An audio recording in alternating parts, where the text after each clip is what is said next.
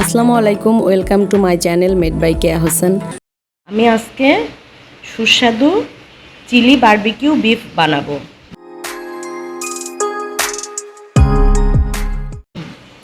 এর জন্য আমি হাফ কেজি গরুর গোশ হাড্ডি ছাড়া তেল ছাড়া এভাবে পাতলা পাতলা করে কেটে নিয়েছি।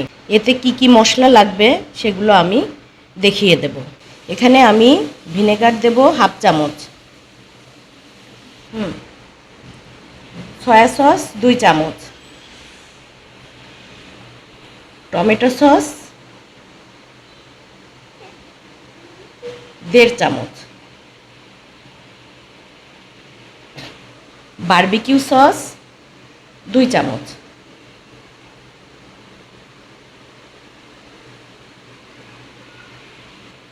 রেড চিলি সস 1 চামচ,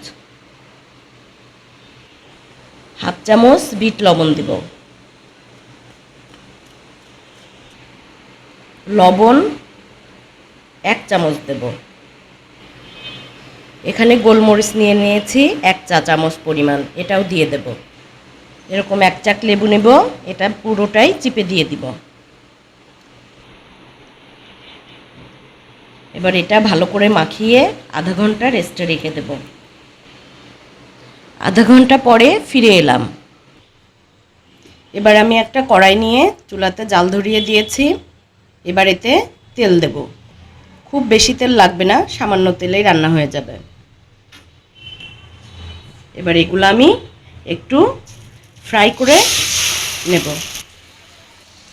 এবার একটু মাঝারি আঁচে রেখে ভালো করে ভেজে নেব।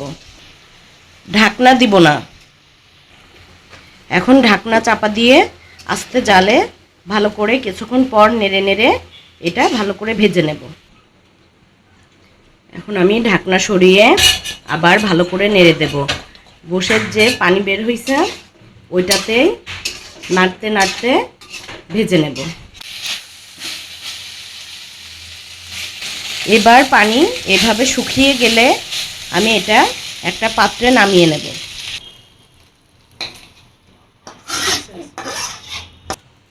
এতে আবার আমি একটু তেল দিয়ে দেব, অল্প পরিমাণে তেল দেব। এভাবে কেটে রাখা হলুদ এবং সবুজ ক্যাপসিকাম আমি হালকা করে ভেজে নেব।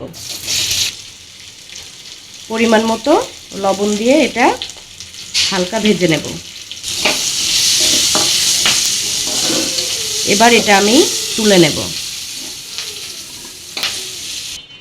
পেঁয়াজগুলো আমি এরকম করে কেটে নিয়েছি। এবার এটাও তেলের ভেতরে দিয়ে দেব। এর ভেতরে আমি আবারও একটু তেল দিয়ে দেব। এবার এতে আমি লবণ দিব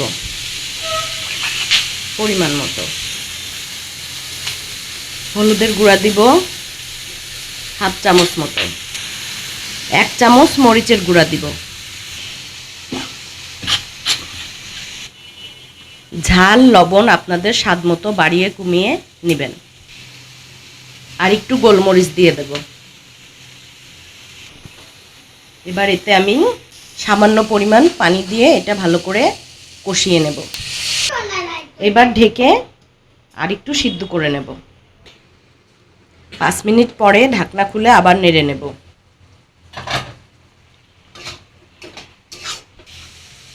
পেঁয়াজটা এরকম হয়ে আসলে তাতে ভেজে রাখা গোশটা যোগ করে দিব।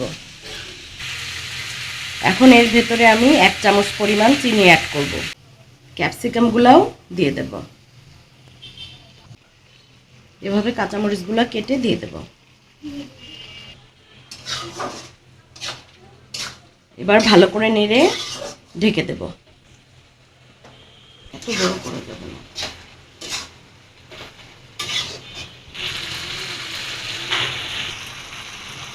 এবার এরকম তেলের উপর চলে আসলে নামিয়ে নেব। হয়ে গেল ঝটপট বারবিকিউ চিলি বিফ। আরও এমন ভিডিও পেতে চ্যানেলটি সাবস্ক্রাইব করে পাশে থাকুন।